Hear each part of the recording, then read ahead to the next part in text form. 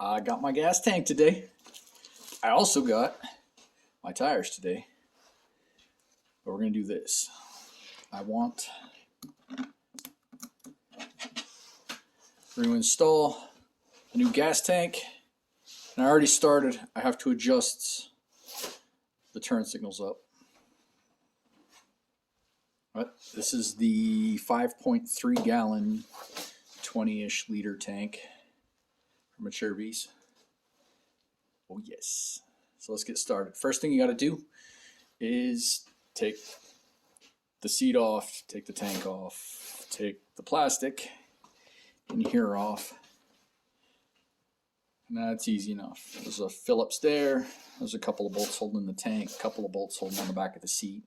It's really easy. So let's get her done. All right, I got to this point. I bought an inline fuel filter. So I'm going to pull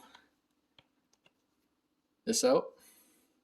I plugged this and I plugged this. This is coming off, but I need to buy a full delete kit before I can do that.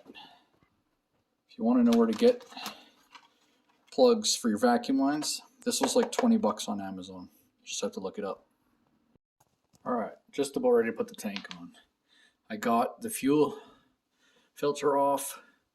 I plugged these and this, and then I removed all the charcoal canister and everything that's related to it because it's no longer useful with this gas tank.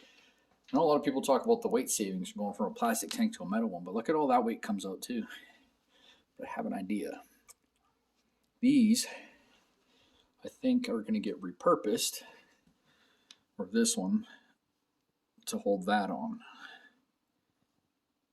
I'm sure it doesn't need it, but I mean, it's free and I have one, so I might as well use it, right?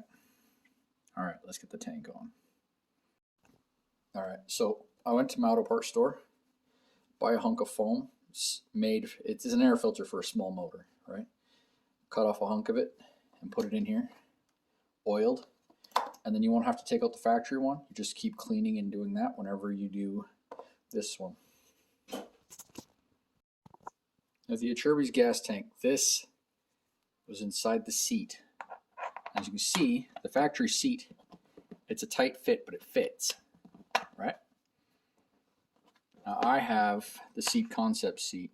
It does not fit. It's really close.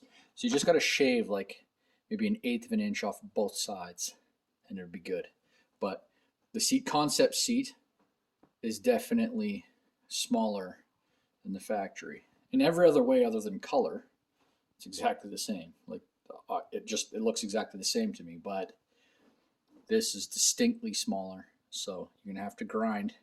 If you're running seat concepts in a Acerbis tank, you have to grind about 1/8 of an inch or so off of either side of this. All right, tank's on. I put a little blue Loctite on here and ground off just a little bit there, no problem. So that should fit. Got these done up nicely. I got my filter mod done. So now I just have to put the seat back on and then figure out the turn signals. So let's get to that. All right, this is where I'm at. I flipped the turn signals by cutting off the tabs, tilting it forward. I used a big ass drill bit to grind out the flat spots where this bites into it, right? And then I moved this bracket here, used to be up in here, now it's down here. So the brake line's a little closer to my fairing, so I'm going to cut out a tiny bit of my fairing just to make it work. But it looks way cleaner doing it this way. And I've spent next to no time at full lock, and I'm never going to be at full lock at full throttle unless I'm crashing. So I think that's more than enough clearance. So that should work out pretty good. Make sure when you plug your turn signals back in, before you put your fairing and this back on, turn on your ignition. Make sure you've got them wired the right way.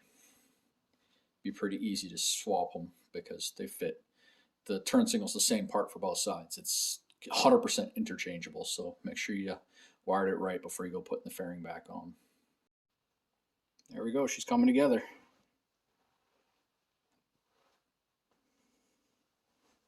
That gas tank looks pretty awesome, especially in conjunction with the that's the Parabellum windshield, the ProBend Cycra handguards, the Baja Squatron lights, and the Seat Concepts comfort seat. Oh yes. Oh, D606, because I like having traction. And then for the front, as you can see, I haven't done the front tire yet. It's getting the Pirelli MT21. Very nice. And I had to grind out the fairing just a little bit. There's no pressure on it, and this doesn't move like when you turn the wheel one way or the other, or the handlebars.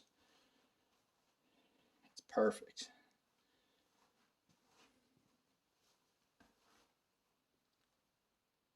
All right.